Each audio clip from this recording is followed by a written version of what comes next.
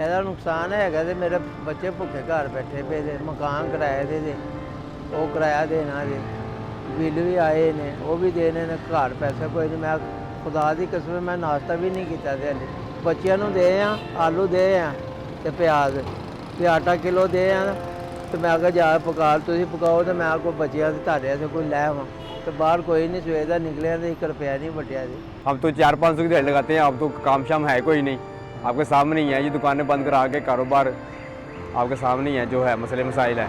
चलो तो कारोबार खोलते चलो, रोटी जो गरीब आदमी है रोटी खाने तो रोटी तो खा लेता है।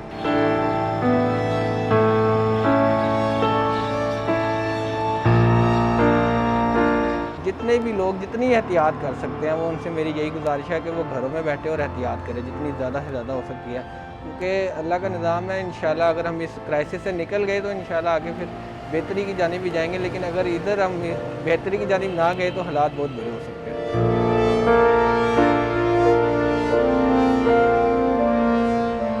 लॉकडाउन के हवाले से अभी हम इम्प्लीमेंटेशन करवा रहे हैं। लोगों को अभी अवेयरनेस नहीं है इतनी। हमें जो नज़र आ रहा है ना वो तकरीबन 90% लोग नहीं आ रहे।